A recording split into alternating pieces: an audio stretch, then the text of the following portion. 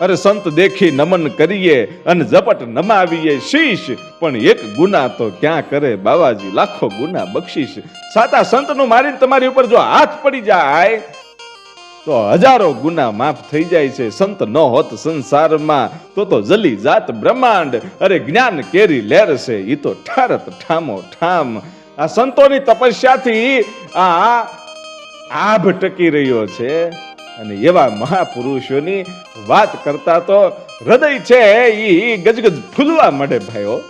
કચ્છ કાઠિયાવાડ ને સૌરાષ્ટ્રની ધરતીમાં તો હજારો સંતો થયા, પણ નવનાથ માયેલો નાથ એટલે મચ્છેન્દ્ર નાથની ઈ સંપૂર્ણ ઇતિહાસની આપણે જ્યારે વાત કરવી છે ત્યારે પહેલી વાત તો ઈ આવે કે મચ્છેન્દ્ર નાથ નામ કેવી રીતે પડ્યું અને એનો જન્મ માછલીના ઈંડામાંથી કેમ થયો. માછલીના ઈંડામાંથી તો માછલીનો જ જન્મ થવો જોઈએ, તો એમાંથી માણસનો જન્મ કેમ થયો? એ સંપૂર્ણ કહાની મચ્છેન્દ્ર નાથના ઇતિહાસમાં આવે છે. અને એના ઇતિહાસની જો શરૂઆત કરવી હોય તો બ્રહ્મદેવથી થાય છે કે બ્રહ્મદેવની તેજ શક્તિમાંથી ઋષિઓ પ્રગટ થયા. ઈ શક્તિનો થોડોક ભાગ છે ઈ યમુના નદીના જળમાં પણ પડેલો, અને ઈ જળની અંદર જે શક્તિ ગઈ હતી ઈ શક્તિ માછલીએ પોતાના પેટમાં ગળી ભાઈ. માછલીએ શક્તિને પી લીધી અને માછલીના પેટમાં એ શક્તિ ગઈ ત્યારે કવિ નારાયણે એના પેટમાં એ માછલીના ઉદરમાં એમ કહેવાય છે કે કવિ નારાયણે વાસ કર્યો.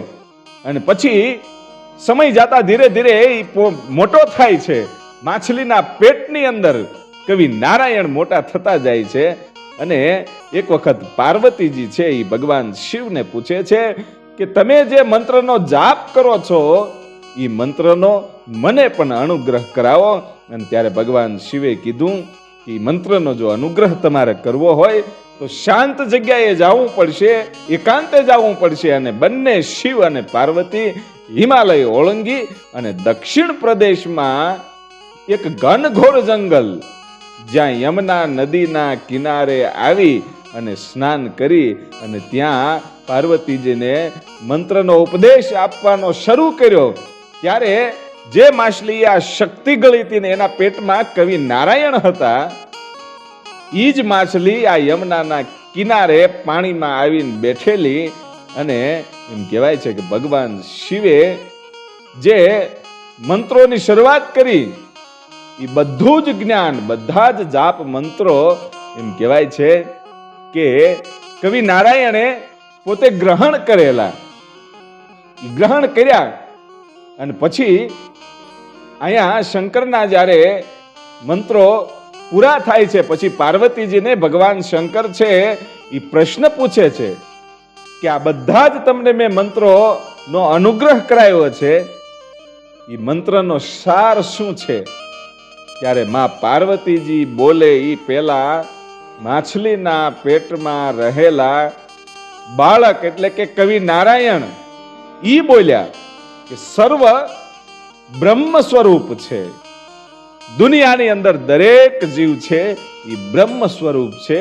એ માછલીના પેટમાંથી અવાજ આવ્યો અને ભગવાન શિવે ધ્યાન ધર્યું કે આવા ઘનઘોર જંગલમાં યમુનાના કિનારે આ બાળક કોણ હશે, બાળકનો અવાજ ક્યાંથી આવ્યો? એ ધ્યાન ધરીને જોયું ત્યારે ખબર પડી કે માછલીના પેટમાં પોતે કવિ નારાયણે અવતાર ધરેલો છે. અને પછી કીધું કે તમે મારું જ્ઞાન પ્રાપ્ત કરી, આ મંત્રો પ્રાપ્ત કરી અને ધન્ય બન્યા છો. અને તમને હું હજી તો ગુરુ દત્તાત્રેયના પણ દર્શન કરાવીશ ને એની પાસેથી પણ તમને જ્ઞાન અપાવીશ. અને તમે જ્યારે ગર્ભમાંથી બહાર આવો એ પછી બદ્રિકાશ્રમ જાજો, અને બદ્રિકાશ્રમ જાજો ત્યાં જઈ અને તપસ્યા કરજો, હું તમને દર્શન આપીશ. એવું ભગવાન શિવે કીધું. અને પછી બંને નીકળી જાય છે. અને એમ કહેવાય છે કે પેટમાં પરિપક્વ થયા ત્યાં સુધી કવિ નારાયણે માછલીના પેટમાં પૂર્ણ થયા ત્યાં સુધી મંત્રનો જાપ કર્યો અને પરિપક્વ થયા પછી એ માછલીએ ઈંડું છે એ નદીના કિનારે મૂક્યું અને એ ઈંડાને બગલાએ ચાંચ મારી અને ઈંડું ફાટ્યું એટલે એની અંદરથી આ બાળક નીકળ્યું. અડધા ઈંડામાં બાળક હતું અને અડધું ઈંડું ખાલી હતું અને બાળકને રડવાનો અવાજ આવ્યો એટલે બગલાઓ ઉડી ગયા અને ઈંડું બે ભાગ થયું અને એમાં બાળક હતું અને બાળક રડતું હતું, બગલા ઉડી ગયા અને એમાં એક માછીમારને આવવું. માછીમાર ત્યાં આવી ચડ્યો અને એનું નામ શીપલા હતું અને તેની પત્નીનું નામ શારદ્રતા હતું.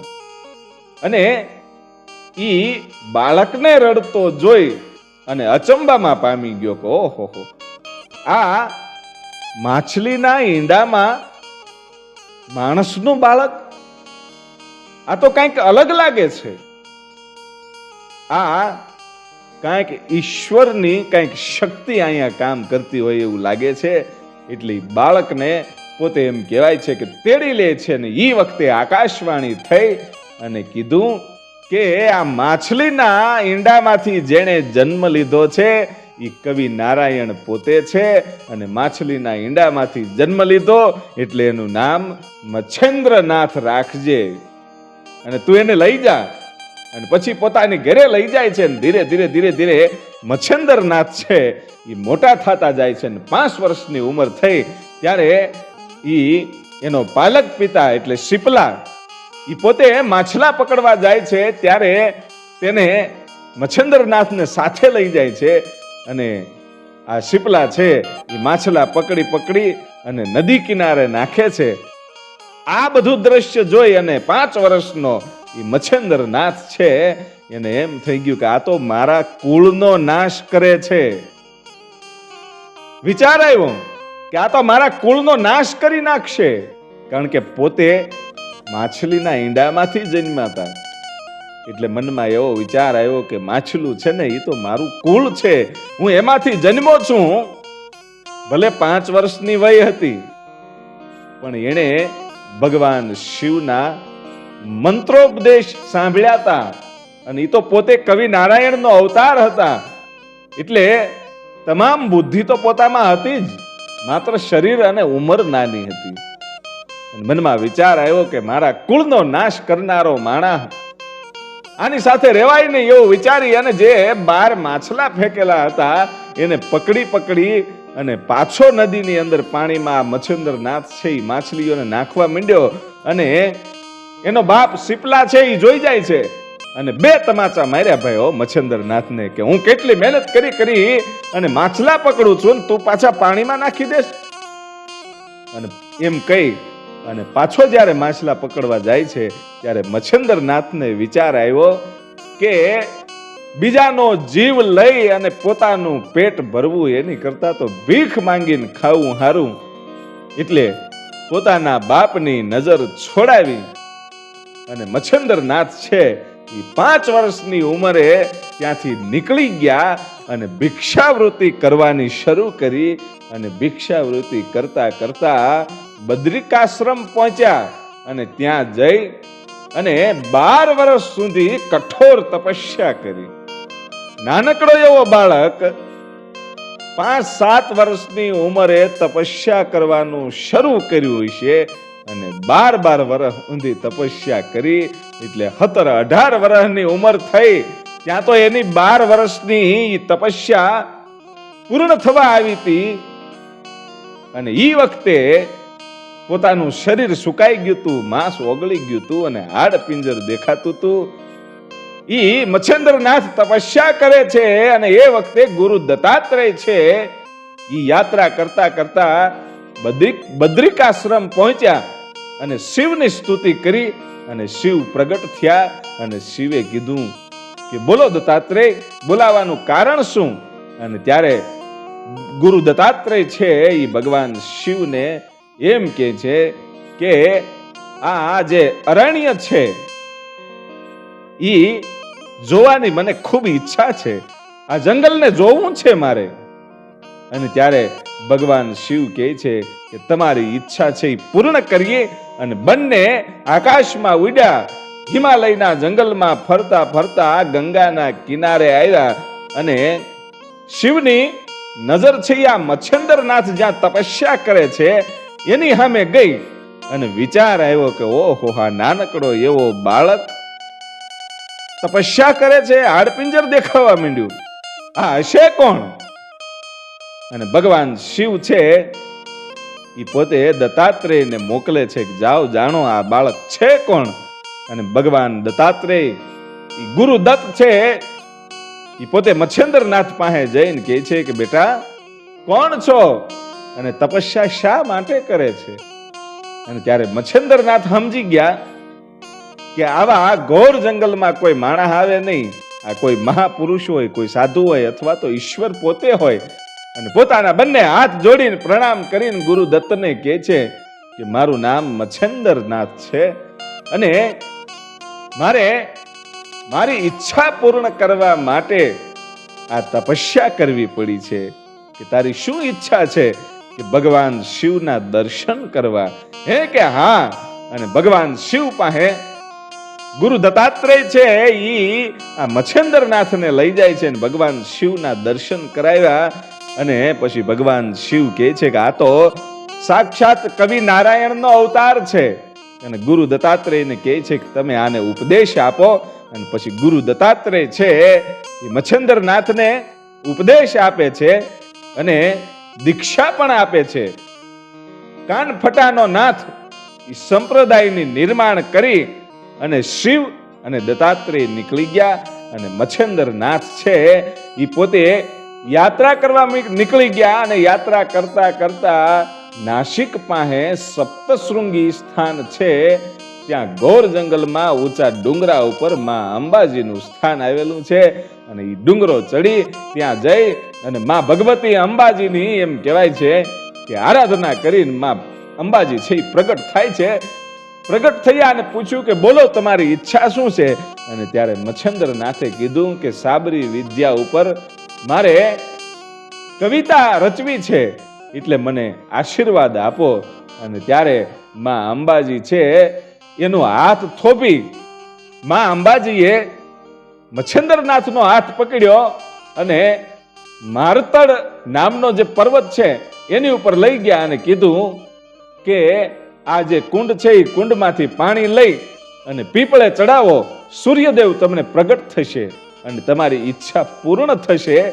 અને પછી એમ કહેવાય છે કે કુંડમાં પાણી ભરી અને પીપળે રેડ્યું, સૂર્યદેવ પ્રગટ થયા અને સૂર્યદેવે એને આશીર્વાદ આપ્યા. અને પછી સાબરી વિદ્યા પર આખો ગ્રંથ એમ કહેવાય છે કે મચ્છંદરનાથે લખ્યો. અને પછી યાત્રા કરવા માટે નીકળી ગયા. અને મચ્છંદરનાથ યાત્રા કરતા કરતા બંગાળમાં ગયા. અને બંગાળમાં ચંદ્રગીરી નામનું જે ગામ છે ત્યાં ગોળ બ્રાહ્મણ સર્વો પદયાળ નામનો એ બ્રાહ્મણ અને એમની પત્ની સરસ્વતી, એને સંતાન નહોતું. અને મચ્છંદરનાથ છે એ ત્યાં ગયેલા અને એ બાઈ છે સરસ્વતી છે એ મચ્છંદરનાથને પ્રાર્થના કરે છે કે હે પ્રભુ, હે ગુરુદેવ, હે મહારાજ, હું વાંજણી છું અને એવું કંઈક કરો, એવું કંઈક વચન આપો કે મારે ઘરે સંતાન થાય. અને ત્યારે મચ્છંદરનાથે એ ભભૂતિ અને આપી અને કીધું કે લ્યો આ ભભૂતિ, અને આ ભભૂતિ તમે ખાઈ જજો, તમારે ઘરે એક મહાપુરુષ અવતરશે અને 12 વર્ષે હું એને જોવા માટે આવીશ. એમ કહી અને મચ્છંદરનાથ છે એ તો નીકળી જાય છે. મચ્છંદરનાથ નીકળી ગયા પછી એ બાઈ છે સરસ્વતી, એ બ્રાહ્મણની પત્ની સરસ્વતીએ ઘણી ખરી બહેનોને વાત કરી કે મને એક મહાપુરુષે, એક સાધુએ આ ભભૂતિ આપી અને મારે ઘેરે દીકરો થશે. કારણ કે પોતે વાંજણી હતી, લગ્ન થયા એના ઘણા વર્ષ થઈ ગયા હતા, કોઈ સંતાન હતું નહીં. એટલે સંતાન પ્રાપ્તિ થશે એવી આશાએ પોતે ખુદ એટલી બધી આનંદમાં આવી ગઈ. એટલે બેનું દીકરીઓને વાત મંડી કરવા. પણ બાયું, બીજી જે બાયું છે ને એમ કે છે કે આ બાવો તને ભરમાવી દે, આ ભભૂતિ તું ખાતી નહીં, નહીતર એની પાછળ પાછળ જતી રહીશ અને ગાંડી થઈ જાય. અને એક બીજી બહેનો છે એ જુદા જુદા દાખલા મંડી આપવા કે આને ઘેરે બાવો આવ્યો તો ને આવું કામણ કરી દીધું, આની ઘેરે આવ્યો તો ને આવું કામણ કરી દીધું, આને ગાંડી કરી દીધી, આના દીકરો એની પાછળ હાલવા માંડ્યો. આવી બધી વાતો કરી અને ભરમાવી. ત્યારે એ સરસ્વતીને એમ થયું કે વાત સાચી છે અને મને પણ આ બાવો કંઈક નજરબંધી કરી દે તો. એટલી ભભૂતિને ખાધી નહીં અને ગાયના છાણનો જ્યાં ઉકરડો હતો, આખું ગામ એ ઉકરડામાં છાણ નાખતું હતું. એ ઉકરડાની અંદર એમ કહેવાય છે કે ભભૂતિ ફેંકી દીધી અને સમય પસાર થવા માંડ્યો. અને આ મચ્છંદરનાથ છે એ 12 વર્ષે પાછા આ ગામમાં આવે છે. આ ગામમાં આવી અને આ બાઈને ઘેરે જાય છે, આ સરસ્વતીની ઘેરે. અને ત્યાં જઈને અલખ નિરંજન કરીને ઉભા રહ્યા. ઓલી બાઈ આ સંતને ઓળખી ગઈ કે આ તો ઓલો મચ્છંદરનાથ છે જેણે મને ભભૂતિ આપી હતી અને 12 વર્ષના વાણા વાઈ ગયા છે. ને એને કીધું તું 12 વર્ષે હું પાછો આવીશ દીકરાને જોવા માટે, પણ એ ભભૂતિ તો મેં ખાધી નથી. બાઈ મુંજાઈ ગઈ, હવે કરવું શું? અને 12 વર્ષે આવેલા આ મચ્છંદરનાથ છે ઈ એમ કહે છે કે ક્યાં છે દીકરો, હે કે ક્યાં છે મારો દીકરો? અને ત્યારે બાઈ કહે છે કે બાપુ મને સંતાન થયું જ નથી, હે કે સંતાન થયું જ નથી. અને બાપુ મચ્છંદરનાથ છે એ થોડાક તપી ગયા અને એટલું કીધું કે હું તને શ્રાપ દઈ દઉં, એ પેલા સાચું બોલી જા, કારણ કે મારા દીધેલા વચનો કોઈ દી ખોટા ન પડે, મારી ભભૂતિ કોઈ દી ખોટી ન પડે. અને ત્યારે બાઈ મુંજાઈ ગઈ ને એમ થયું કે શ્રાપ આપી દે તો. એટલે આંખમાંથી આહુડા વહી ગયા ને એટલું કીધું કે મને બીજી બહેનો એ ભરમાવી હતી, એટલે એ રાખ છે એ તો મેં ઉકરડામાં નાખી દીધી હતી. અને તેથી આ મચ્છંદરનાથ છે એ એટલું કહે છે કે જટ હાલ અને કયા ઉકરડામાં નાખી હતી મને બતાવ. એ મારી ભભૂતિ ઉકરડામાં તે ખોટી ન જાય હો. અને એ બાઈ છે એ બતાવે છે કે જો આખું ગામ અહીંયા ગાયનું છાણ નાખે છે, આ છાણની અંદર મેં નાખી દીધી હતી. અને ત્યારે એમ કહેવાય છે કે ઉકરડામાં મચ્છંદરનાથ છે ઈ હાદ કરે છે કે મારી ભભૂતિ કોઈ દી ખોટી ન થાય. અને એ ભભૂતિમાંથી પ્રગટ થયેલા કોઈ બાળક હો અને તમારી 12 વર્ષની ઉંમર થઈ ગઈ છે અને તમે બારા આવો. અને ત્યારે અંદરથી અવાજ આવ્યો કે બારો આવું તો આવું કેવી રીતે? ઉકરડાનો વજન છે મારી ઉપર. અને ત્યારે મચ્છંદરનાથ કહે છે કે ઉકરડાનો વજન ભલે તમારી ઉપર હોય, પણ તમારી 12 વર્ષની ઉંમર છે એટલે તમે ઉકરડો તોડીને બહાર આવી શકશો. અને પછી એમ કહેવાય છે કે અંદરથી એ 12 વર્ષનો બાળક જે ભભૂતિમાંથી પ્રગટ થયો હતો એ બારો આવ્યો અને કીધું કે અત્યાર સુધી 12 વર્ષ સુધી ગાયુના છાણે તમારું રક્ષણ કર્યું છે, એટલે આજથી તમારું નામ ગોરક્ષ. જેણે ગાયુના છાણે તમારું રક્ષણ કર્યું છે અત્યાર સુધી, એટલે ગૌરક્ષ નામ એનું પાડવામાં આવ્યું, ઈ જ ગોરખનાથ. અને ઓલી બાઈને કહે છે કે હવે મારાથી તને શ્રાપ દેવાઈ જાય, ઈ પેલા નીકળી જા, હવે મારો તારું મોઢું નથી જોવું એમ કહી. અને આ ગોરક્ષનાથ અને મચ્છંદરનાથ એ બંને ત્યાંથી ચાલી નીકળ્યા અને ગોરક્ષનાથને દીક્ષા આપી, ઘણી બધી વિદ્યાઓ શીખવાડી. અને પછી યાત્રાએ નીકળી ગયા. અને જગન્નાથ જતા હતા ત્યારે રસ્તામાં કનકગીરી નામનું ગામ આવે. અને ત્યારે જે મચ્છંદરનાથ છે એને વિચાર આવ્યો કે આ ગોરખનાથની એકવાર કસોટી કરવી છે. ગોરખનાથ આમાંથી પાર ઉતરી શકે છે કે નહીં એ જાણવું પડશે. અને પોતાના શિષ્ય ગોરખનાથની કસોટી કરવા માટે એ કનકગીરી ગામની બાજુમાં એમ કહેવાય છે કે ગુરુએ એટલું કીધું કે ગોરખનાથ કે હા બાપુ ભૂખ લાગી છે હો, હવે તમે આ ગામમાં જાઓ અને ગામમાં જઈને કંઈક ભિક્ષા માંગીને લાવો તો મારું પેટ ઠરે.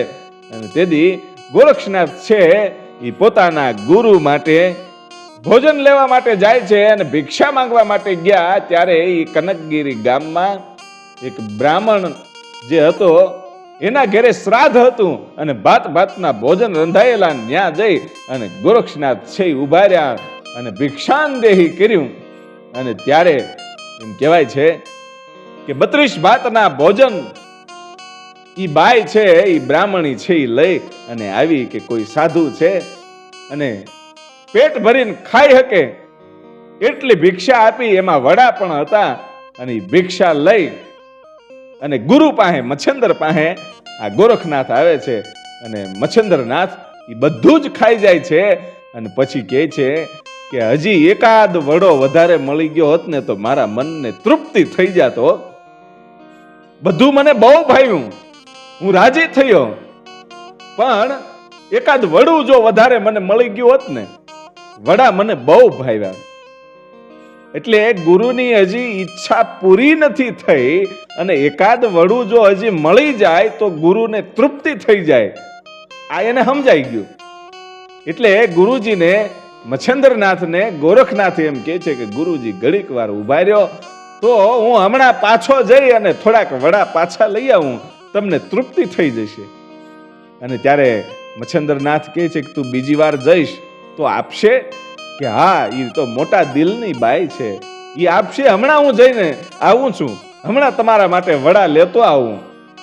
અને વડા લેવા માટે ઈના ઈ જ ઘરે જ્યારે પાછા જાય છે ત્યારે ઓલી બાઈ કહે છે કે પેટ ભરીને ખાઈ શકો એટલું આપ્યું તું, છતાંય તમને થોડી શાંતિ થાય? તમને થોડી શાંતિ થાય? બીજી વાર માંગવા માટે આવી ગયો? એટલે ગોરક્ષનાથજી એટલું કહે છે કે માતા, મારા ગુરુને વડા બહુ ભાવ્યા ને, એટલે હું એકાદ 2 વડા લેવા માટે આવ્યો છું. 2 વડા આપો ને, મારા ગુરુજીને તૃપ્તિ થઈ જાય. અને ઓલી બાઈ કહે છે કે ગુરુજીના નામે તમે અહીંયા ફરીવાર માંગવા આવો, મને ખબર છે તમે ધૂતવા વાળા છો. અને ત્યારે ગોરક્ષનાથ એટલું કહે છે કે માં, વડાની હાટે તારે જે માંગવો એ માંગી લે, હું આપવા માટે તૈયાર છું, પણ મને વડા આપો. અને ત્યારે ઓલી બાઈ કહે છે કે તમે સાધુ થઈ અને હું જે માંગુ એ બધું આપી શકતા હો તો ભીખ માંગવાની જરૂર જ થોડી પડે. કે નહીં, એકવાર માંગી તો જુઓ, તમે જે માંગો એ વડાના બદલામાં હું આપું, પણ તમે મને 2-4 વડા આપો. અને ત્યારે ઓલી બાઈને એમ લાગ્યું કે આ આપી જ ન શકે ને એવી વસ્તુ માંગી લઉં એટલે હમણાં આગળ પાછો વયો જાહે. એટલે ઓલી બાઈ કહે છે કે તને હું વડા આપું, પણ એના બદલે તારે એક આંખ કાઢીને મને આપવી પડશે. આંખનો ડોળો મારે જોતો છે તારો.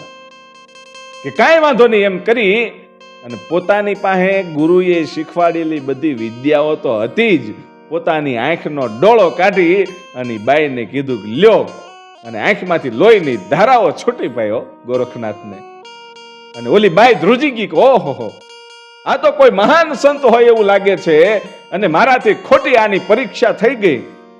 હવે મને કઈક શ્રાપ આપી દેશે, એની કરતા હવે વડા આપી દઉં જલ્દી.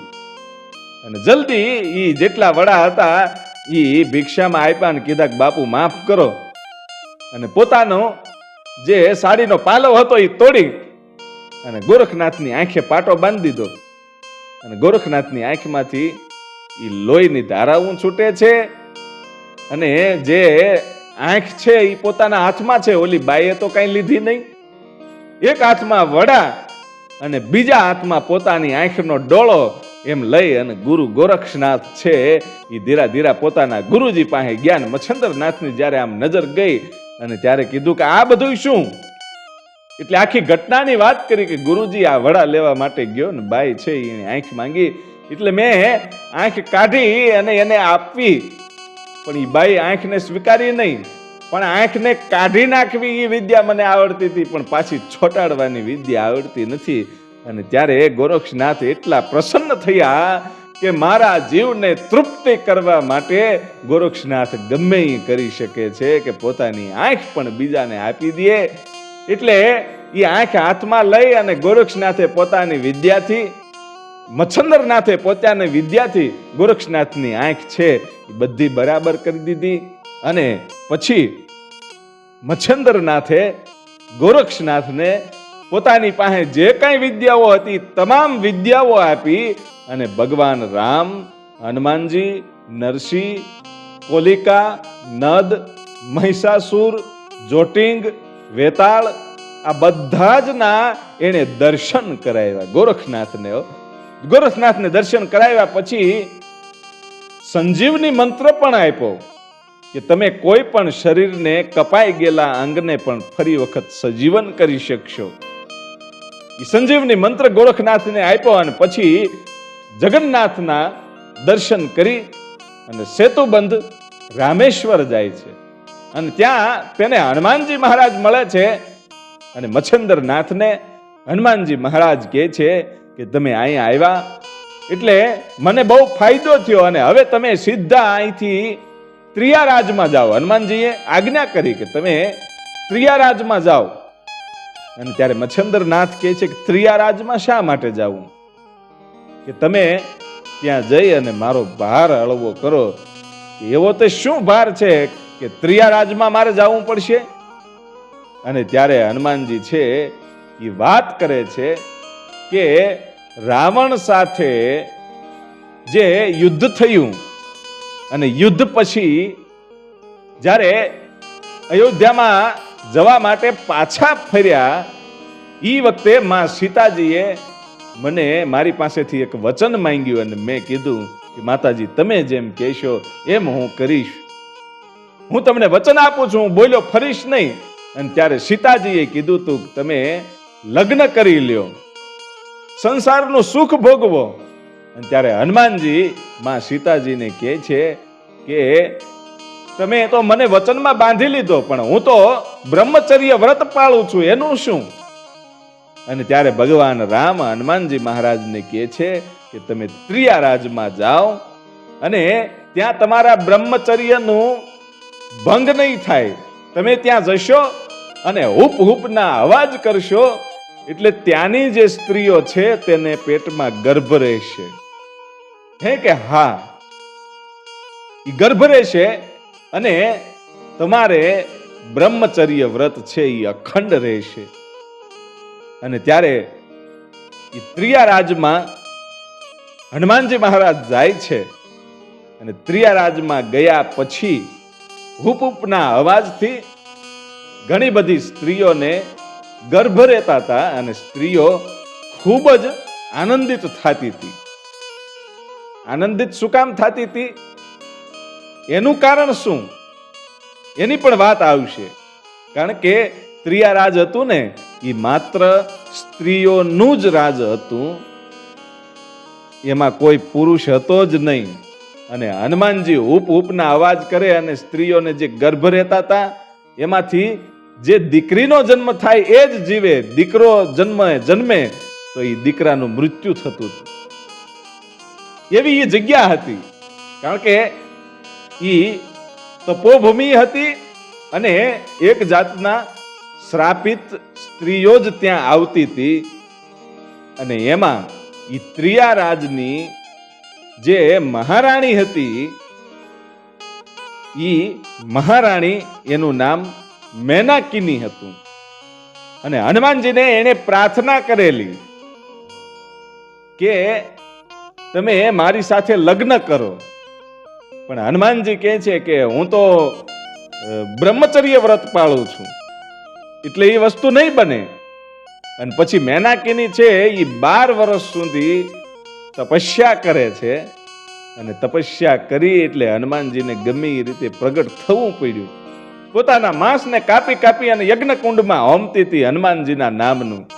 હનુમાનજીને પાછું પ્રગટ થવું પડ્યું અને હનુમાનજી પાસે એ જ વરદાન માંગ્યું કે બસ તમે મારી સાથે લગ્ન કરો. અને ત્યારે હનુમાનજી મહારાજ છે એને એમ કહે છે કે મારા બ્રહ્મચર્યનું શું? અને હું પ્રગટ થયો છું, જેને તપસ્યા કરી છે એને જો વરદાન ન આપું તો વરદાન ફોકટ જાય, તપસ્યા ફોકટ જાય, એટલે એવું થવા ન દેવાય.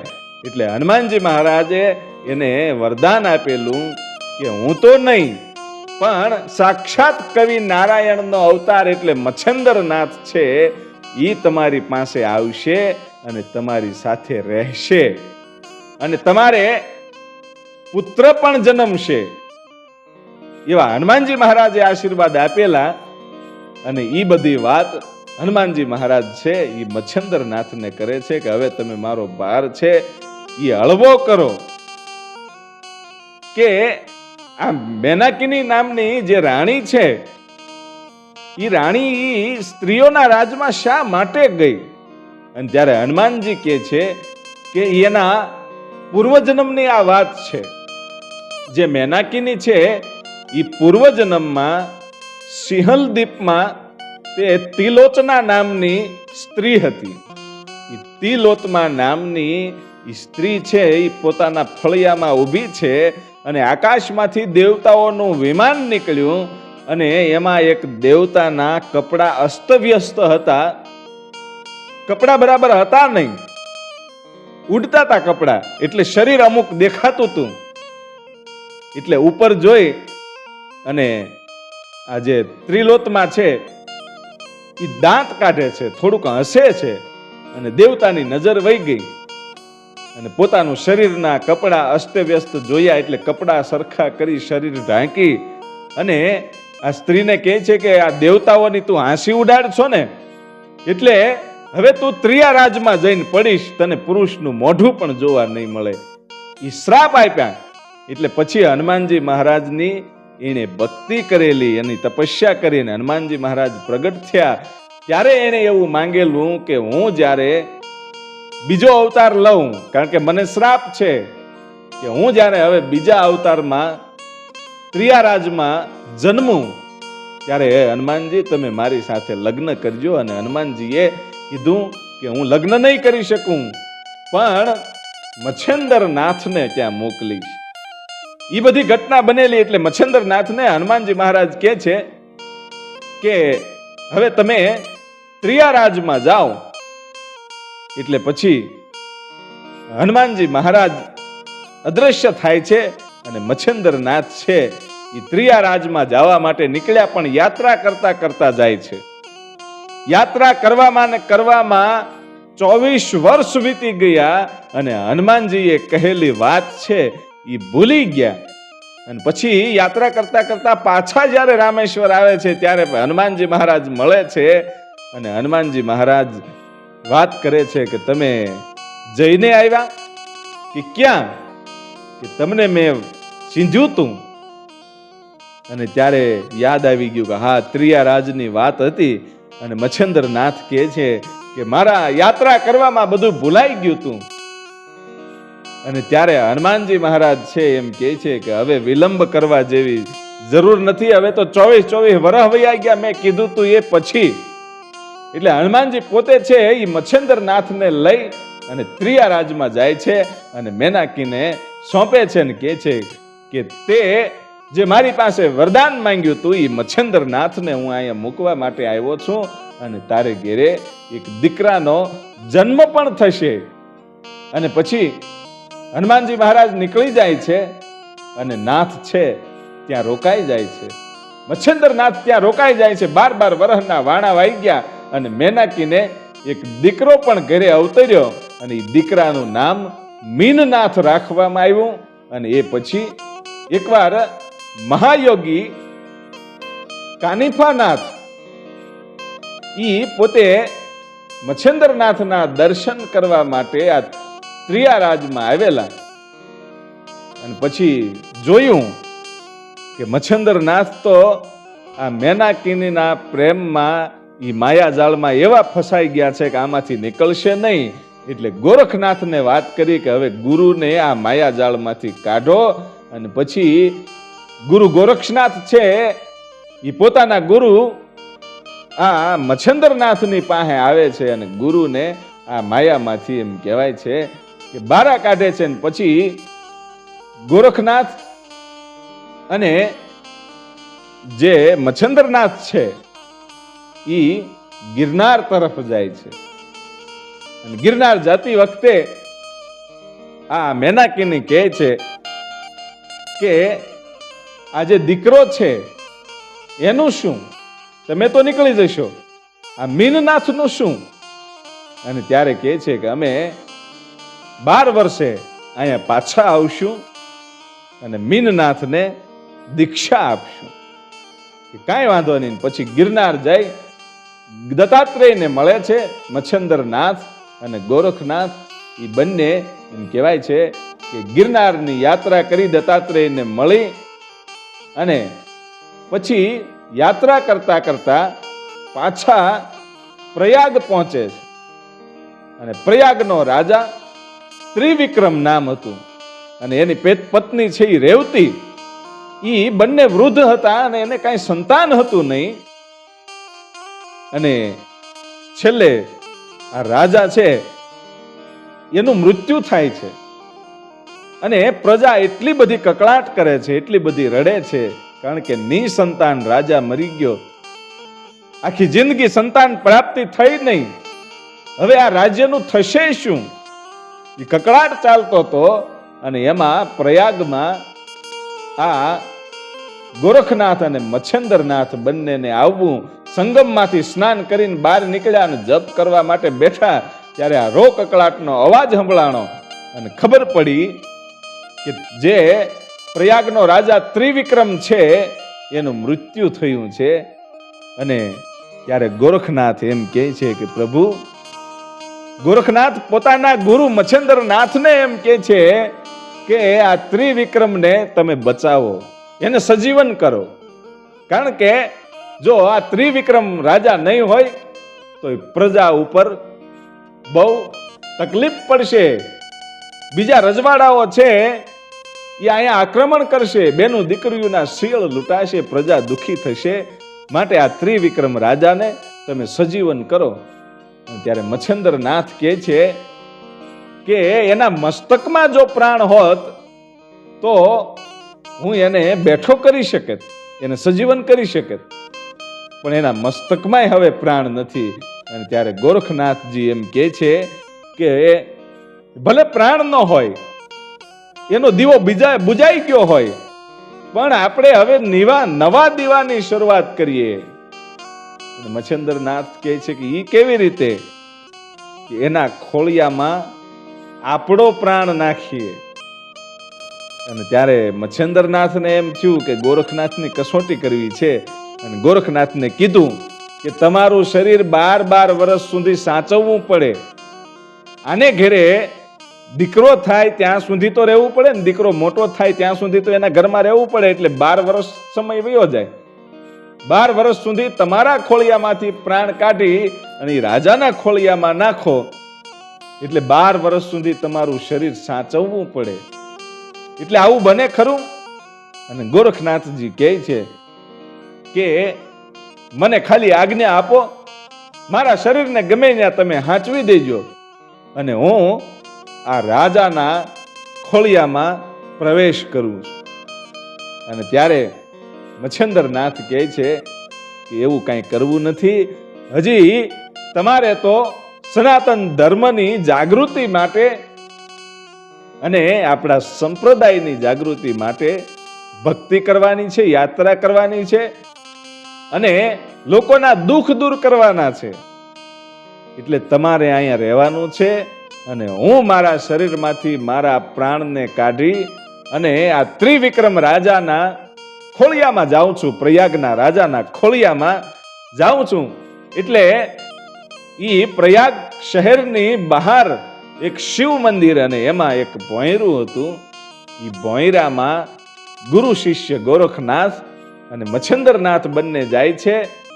અને મચ્છેન્દ્રનાથ પોતાનો પ્રાણ કાઢી અને ત્રિવિક્રમ રાજાના ખોળિયામાં નાખે છે. અને એ શરીર જે મચ્છેન્દ્રનાથનું છે એ ગુફામાં હાંચવવામાં આવ્યું. અને પૂજારણને ગોરખનાથે કીધું કે ઘટના બધી આવી બની છે અને આ મચ્છેન્દ્રનાથનું શરીર અહીંયા છે અને આવી બધી ઘટના બની છે, કોઈને વાત નહીં કરતી. કે કાંઈ વાંધો નહીં. ગોરખનાથને અને આ પૂજારણને બેને જ ખબર છે કે મચ્છેન્દ્રનાથ છે ઈ ત્રિવિક્રમ રાજાના ખોળિયામાં પોતાનો પ્રાણ નાખ્યો છે અને શરીર અહીંયા પડ્યું છે. અને ઓલા પણ આ ત્રિવિક્રમ રાજા છે એ બેઠો થાય છે અને પ્રજા બધી ખુશ થઈ ગઈ કે ઓહો, ઈશ્વરે આપણી ઉપર કૃપા કરી અને રાજાને સજીવન કર્યા. અને મચ્છેન્દ્રનાથ છે એ રાજાના શરીર સ્વરૂપે પાછા રાજમાં જાય છે.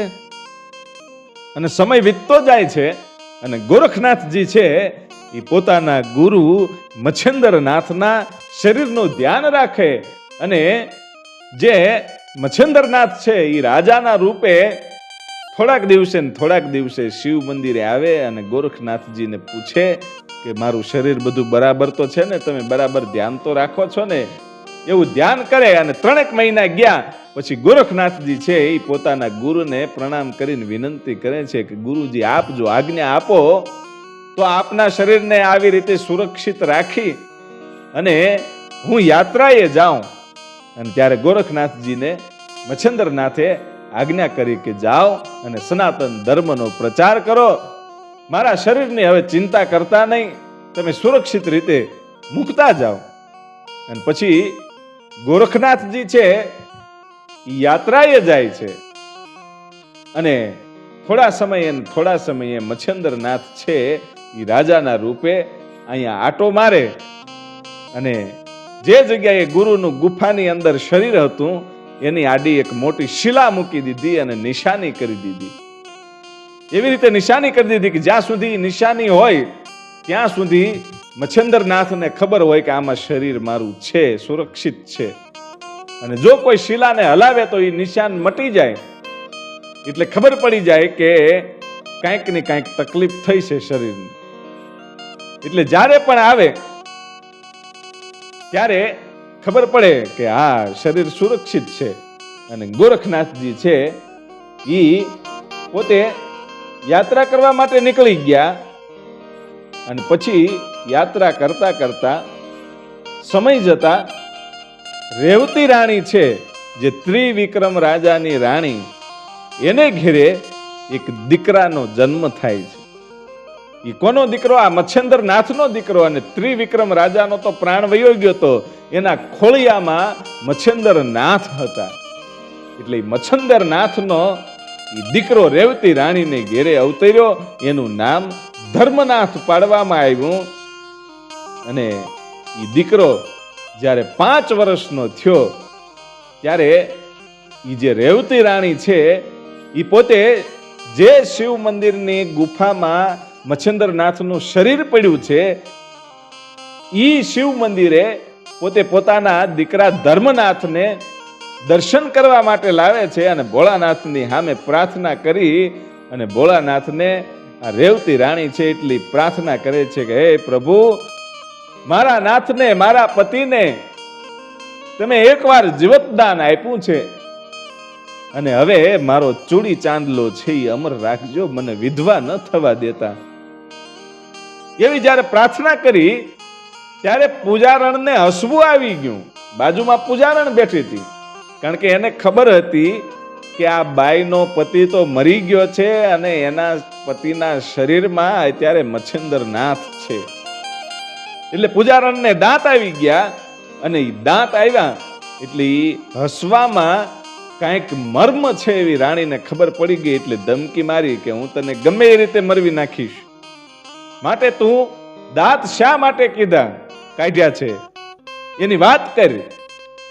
એટલે દબાવમાં આવી અને રેવતી રાણીને આ પૂજારણ છે એ બધી વાત કરે છે કે જેને તમે તમારા પતિ માનો છો એ રાજાનો પ્રાણ પંખીડો તો ક્યારુંનું ઉડી ગયું છે, તમે વિધવા તો તેદી જ થઈ ગયા છો અને અત્યારે તો મચ્છેન્દ્રનાથ છે આ ખોળિયામાં અને ઈ પણ એના જ્યારે 12 વર્ષ પૂરા થશે ત્યારે નીકળી જશે, એટલે તમારે તો વિધવા થવું જ રહ્યું. અને રાણી વિચાર કરે છે કે ઓહો, આવી બધી ઘટના બની હશે.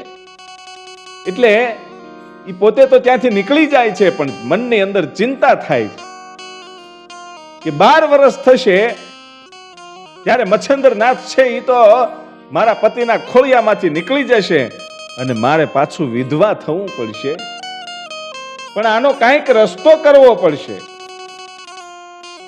એટલે વિચાર આવ્યો કે 12 વર્ષ પૂરા થવામાં હજી થોડીક વાર છે. ઈ વખતે રેવતી રાણીએ નક્કી કર્યું કે મચ્છેન્દ્રનાથનું શરીર એ ગુફાની અંદર છે અને એ શરીર હશે તો આમાંથી પ્રાણ બહાર નીકળશે ને, એ શરીરનો નાશ કરી નાખીએ એટલે મચ્છંદરનાથ મારા પતિના શરીરમાંથી ક્યારેય બહાર નહીં નીકળી શકે એવું વિચારી અને પોતે રાત્રિના સમયે પોતાના સૈનિકોની સાથે શિવ મંદિરની ગુફામાં જઈ અને મચ્છંદરનાથનું જ્યાં શરીર હતું એ શરીરના ટુકડે ટુકડા કરીને બહાર ફેંકી દીધા. ભાઈ, ટુકડા બહાર ફેંકી દીધા. ભગવાન શિવને કૈલાસમાં ખબર પડી એટલે પોતાના ગણોને મોકલી અને મચ્છંદરનાથના શરીરના ટુકડે ટુકડાઓ જે છે એ તમામ એમ કહેવાય છે કે કૈલાસ પર્વતમાં સુરક્ષિત રીતે મૂકી દેવામાં આવ્યા. અને પણ ઘટના એવી બની કે જે ગોરક્ષનાથ છે એ તો પોતે યાત્રાએ ગયા હતા ને ખબર પડી કે હવે 12 વર્ષ પૂરા થવા આવ્યા છે અને ગુરુજીને હવે પાછું પોતાના શરીરમાં આવવાનો સમય છે એટલે હવે યાત્રા પડી રહેવા દો અને હવે અહીંથી નીકળી જઈએ. અને પોતાનો એ 12 વર્ષની અંદર એક શિષ્ય પણ તૈયાર કર્યો હતો. એ શિષ્યનું નામ હતું ચોરંગીનાથ. અને એ ચોરંગીનાથને લઈ અને ગોરખનાથ છે એમ કહેવાય છે કે પાછા આવે છે. અને પાછા આવ્યા એટલે ખબર પડી ગઈ કે ગુરુજીનું શરીર અહીં નથી. અને પૂજારણને કીધું કે ગમે એમ થાય આ શરીર ક્યાં ગયું છે એની મને વાત કર, નહીતર હું તને શ્રાપ આપીશ અથવા તો બાળીને ભસ્મ કરી દઈશ. અને પૂજારણ મૂંઝાણી અને પૂજારણે કીધું કે શરીર તો ત્યાં ને ત્યાં હતું, મને કાંઈ ખબર નથી, પણ એક વાતની ખબર છે કે રેવતી રાણી છે એ મંદિરમાં આવ્યા હતા ને મારાથી હસાઈ ગયું એટલે એને બધી સાચી વાત કરવી પડી છે. એટલે કાંઈ પણ થયું હોય તો રેવતી રાણીએ કંઈક કર્યું હોય એટલે હું જાણી આવું છું. એટલે રાણી છે રેવતી રાણી એના રાજ દરબારમાં આ પૂજારણ જાય છે. અને પૂજારણે જઈ અને રેવતી રાણીને કીધું કે હવે 12 વર્ષમાં 1 મહિનો ઘટે છે, તમારે પાછું વિધવા થવાનો વારો આવ્યો છે. એટલે મને તમને તમારી ચિંતા થાય છે કે તમે વિધવા થાવ એ પેલા કંઈક આ મચ્છંદરનાથના શરીરની કંઈક વ્યવસ્થા કરી નાખો તો તમારો ચૂડી ચાંદલો અખંડ રહી જાય. અને ત્યારે રેવતી રાણી બોલી ગઈ કે એ શરીરની વ્યવસ્થા થઈ ગઈ છે અને મેં ટુકડે ટુકડા કરી અને બહાર ફેંકી દીધા છે. એ કાગડા ને કૂતરા ને સમળીઓ એ માંસને ખાઈ ગઈ હે કે હા. અને પછી ત્યાંથી પૂજારણ આવી અને ગુરુ ગોરક્ષનાથને વાત કરે છે કે આવી બધી ઘટના બની છે. અને ત્યારે ગોરક્ષનાથ છે એ પોતાના શિષ્ય ચોરંગીનાથને કહે છે કે હું મારા ખોળિયામાંથી પ્રાણ કાઢું છું ને મારા શરીરને હાંચવીને રાખજો. હું આત્મા સ્વરૂપે 3 લોકમાં આટો મારી લઉં, ગમે ત્યાં મારા ગુરુનું શરીર પડ્યું હોય તો મારે લાવવું પડશે. મારાથી ભૂલ થઈ ગઈ કે હું યાત્રામાં વયો ગયો, જો અહીંયા હોત ને તો ગુરુના શરીરને કોઈ આવી રીતે કાપીને ફેંકી ન દેત. એટલે પોતાના ખોળિયામાંથી પ્રાણ કાઢ્યા. એ શરીરને ગોરક્ષનાથના શરીરને ચોરંગીનાથે એમ કહેવાય છે કે હાંચવીને રાખ્યું. અને હાંચવીને રાખ્યા પછી 3 લોકમાં ગોરક્ષનાથ છે એને આટા મારી લીધા, પણ ક્યાંય પોતાના ગુરુના શરીરના ટુકડાનો એક પણ અવયવ મળ્યો નહીં. અને છેલ્લે કૈલાસમાં એમ કહેવાય છે કે જાય છે ત્યારે પોતાના ગુરુના શરીરના ટુકડાઓ પડ્યા છે. અને વીરભદ્ર છે એ એની રક્ષા કરે છે. અને ગોરક્ષનાથે ભગવાન શિવને વિનંતી કરી અને પછી ગુરુના શરીરના દરેક અવયવો છે એ લઈ અને પોતે પાછા આવે છે ગુફામાં અને ત્યાં મૂકી. અને જે પોતાના ગુરુ મચ્છંદરનાથે સંજીવની મંત્ર આપ્યો તો એના દ્વારા એ શરીરને પાછું જાગૃત કર્યું, જીવતું કર્યું. દરેક અવયવો ભળી ગયા. અને પછી જ્યારે મચ્છંદરનાથ છે એ શિવ મંદિરે આવે છે ત્યારે ગોરખનાથ એને વાત કરે છે કે તમારા શરીર સાથે આવી બધી ઘટના બની હતી, આ રાણીએ તમારી પાછળ આવું કૃત્ય કર્યું. અને ત્યારે મચ્છંદરનાથ કહે છે કે બીજાની ઉપર દયા કરવી એ જ આપણો ધર્મ છે. એટલે રેવતી રાણીને તમે કાંઈ કહેતા નહીં. અને હવે 1 મહિનો બાકી છે એટલે મારો દીકરો ધર્મનાથ છે એને રાજ હોપી અને હું મારા શરીરમાં પાછો પ્રવેશ કરીશ. અને પછી એ 1 મહિનાની અંદર એ નાનકડા એવા ધર્મનાથને એમ કહેવાય છે કે રાજ હોપ્યું અને પ્રધાનને એને બધાયને વાત કરી કે તમે આ રાજનું ધ્યાન રાખજો અને ધર્મનાથને બધું શીખવજો એમ કહી અને પછી 1 મહિનો પૂરો થતાની સાથે રાજાના ખોળિયામાંથી એ પ્રાણ કાઢી અને મચ્છેન્દ્રનાથ પોતાના ખોળિયામાં પાછા આવ્યા અને આ બાજુ તો પાછી રોકકળ થઈ ગઈ અને રાણીને એમ થયું હું કાંઈ ફાવી નહીં, આ મચ્છેન્દ્રનાથ મારા પતિના શરીરમાંથી નીકળી ગયા. અને પછી તો એ રાજાને ચંદનના લાકડાથી અગ્નિ સંસ્કાર આપવામાં આવ્યો અને પછી એ રાજાનો દીકરો ધર્મનાથ એટલો બધો રડે છે, પોતાની જનેતા રેવતી રાણી જે છે એના ખોળામાં માથું નાખી અને રહ રોવા માંડ્યો. તેથી રેવતી રાણીએ એટલું કીધું કે બેટા તારો બાપ મર્યો નથી, એ તો સાધુ થયો છે. હે કે હા, તારો બાપ મર્યો નથી, એ સાધુ થયો છે. જાવ શિવ મંદિરે ગુફામાં તારો બાપ બેઠો હોય છે મચ્છેન્દ્રનાથ, એને ચરણે જાજે એટલે તારા બધાય સઘળા દુઃખ છે એ દૂર થશે. અને પછી ઈ જે ધર્મનાથ છે એ આવે છે અને આ મચ્છેન્દ્રનાથના ચરણે પડ્યો અને ચરણે પડ્યા પછી મચ્છેન્દ્રનાથે એને ખોળામાં લીધો અને કીધું કે બેટા આ ગોરક્ષનાથ અને ચોરંગીનાથ એ બે તારા ભાઈઓ છે એમ સમજી લેજે. અને પછી રાજમાં પાછા આવે છે ચોરંગીનાથ, ગોરક્ષનાથ, મચ્છેન્દ્રનાથ અને મચ્છેન્દ્રનાથનો આ દીકરો ધર્મનાથ બધાય પાછા રાજમાં આવે છે. અને પછી રેવતી રાણી પાસે મચ્છેન્દ્રનાથ રજા લે છે અને એમ કહે છે કે 12 વર્ષે અમે પાછા આવશું અને 12 વર્ષ પછી આ ધર્મનાથને અમે દીક્ષા આપશું અને અમારી સાથે લઈ જઈશું, ત્યાં સુધી એની જવાબદારી તમારી છે એમ કહી અને પછી તીર્થયાત્રા કરવા માટે નીકળી ગયા અને સીધા ગોદાવરી નદીને કાંઠે ભામા નામની જે નગરી છે એની સીમમાં ગયા. કારણ કે ત્યાં એક માણેક નામનો જે ખેડૂત હતો એ ખેડૂતને મળે છે. શું કામ કે જ્યારે ગોરક્ષનાથે પોતાના ગુરુને શરીરને સુરક્ષિત કરી અને જ્યારે યાત્રાએ નીકળ્યા ત્યારે ચાલ્યા જતા હતા અને પોતાને ભૂખ લાગેલી હતી અને આ માણેક નામનો ખેડૂત છે એ હળ હાંકતો હતો અને એણે એમ કહેવાય છે કે ગોરખનાથને ખાવા આપ્યું અને પોતે ખૂબ જ પ્રસન્ન થયા અને એ માણેક નામના ખેડૂતને કીધેલું કે હું હમણાં પાછો આવું છું, તું અહીંયા ઊભો રહેજે, તને હું દીક્ષા આપીશ. એટલે ખેડૂત છે એ પોતાના હાથમાં હળ પકડીને એમણે ઊભો રહેલો અને ગોરક્ષનાથની વાટ જોતો હતો અને ગોરક્ષનાથ છે એ પાછું આવવાનું ભૂલી ગયા અને એ 12 વર્ષના વાણા વાઈ ગયા.